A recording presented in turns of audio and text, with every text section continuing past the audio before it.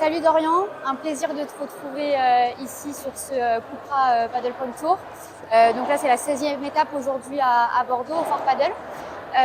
Donc merci de passer ce petit temps avec nous. On va revenir un petit peu sur ton parcours de manière générale et j'aurai 2-3 questions voilà, un peu touchy à te poser. Donc je te laisse, pour ceux qui ne te connaissent pas encore, il y en a très peu je pense dans le monde du paddle, et du coup nous parler un petit peu de toi, voilà, de qu'est-ce qui t'a amené au paddle, tes débuts, voilà, de manière générale. Ok, bonjour à tous ceux qui regarderont cette vidéo. Du coup moi c'est Dorian, j'ai actuellement 26 ans et je suis originaire de Bordeaux. J'ai commencé le paddle il y a 7 ans, après avoir joué très longtemps au tennis à un niveau plutôt bon amateur. Et j'ai basculé très vite dans le paddle, je me suis mis à fond. Je sais que moi, dès que je fais quelque chose, je le fais à fond. Donc pour le coup, le paddle, ça a pris une place dans ma vie très importante direct. Et une fois que j'ai fini mes études de mathématiques, j'ai fait un bac plus 5 en mathématiques. Et à l'issue, je me suis dit, j'ai regardé mon niveau de paddle, je faisais jusqu'à là un peu les deux, mes études, le paddle. Là, je me suis octroyé, si on peut dire ça, quelques années pour faire mon projet de devenir joueur professionnel de paddle avec plusieurs objectifs. J'imagine qu'on reviendra dessus, Okay. mais voilà.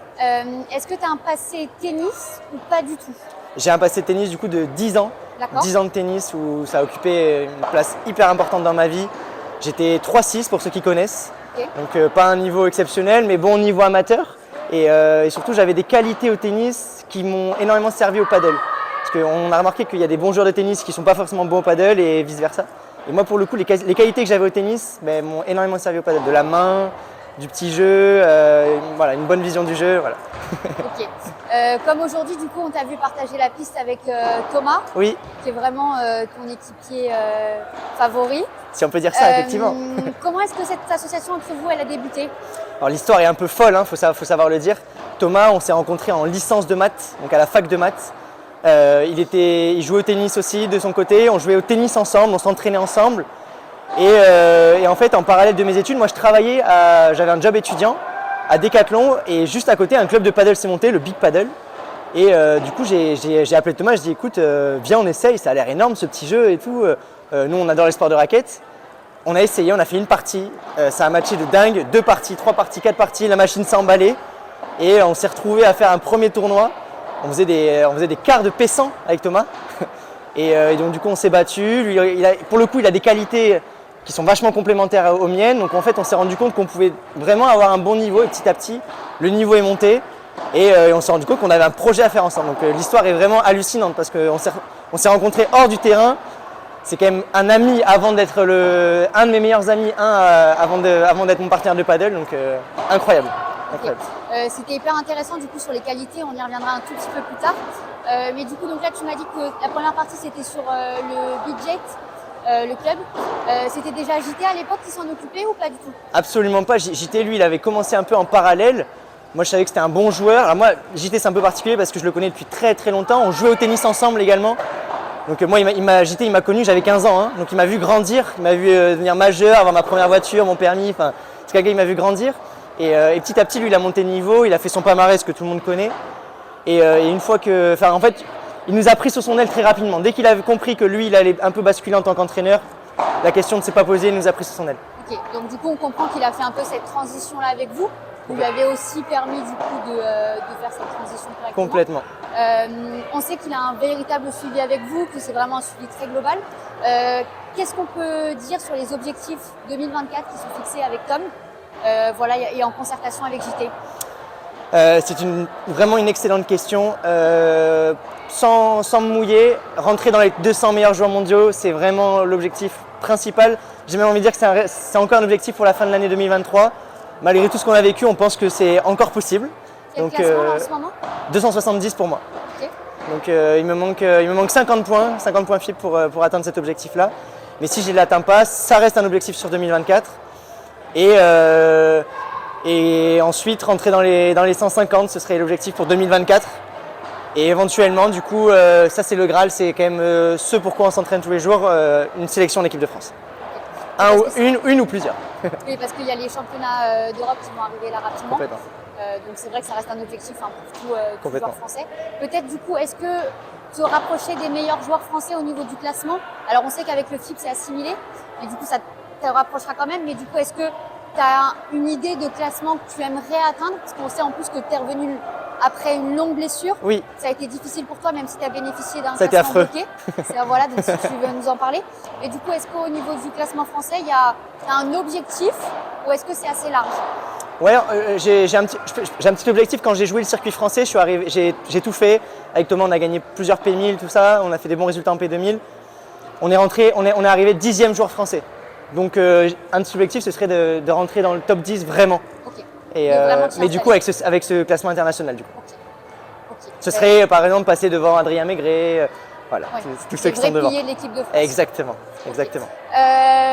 Pour évoquer Thomas, du coup, est-ce que tu peux me dire vraiment les 3 qualités de jeu que tu adores chez lui, peut-être que tu aimerais avoir, et 3 défauts où vraiment tu te dis mais je tape ma tête contre la vitre, je ne peux plus. J'adore ces questions, j'adore.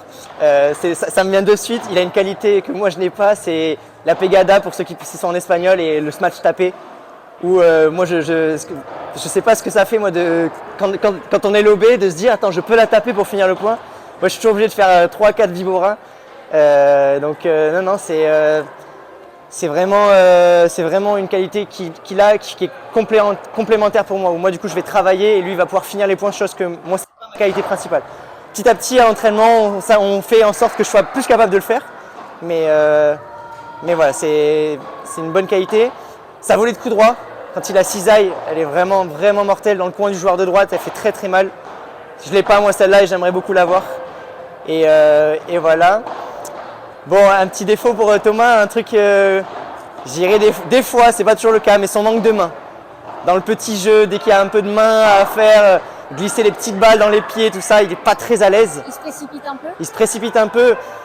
Il a un petit peu la main au congélateur des fois, pour dire.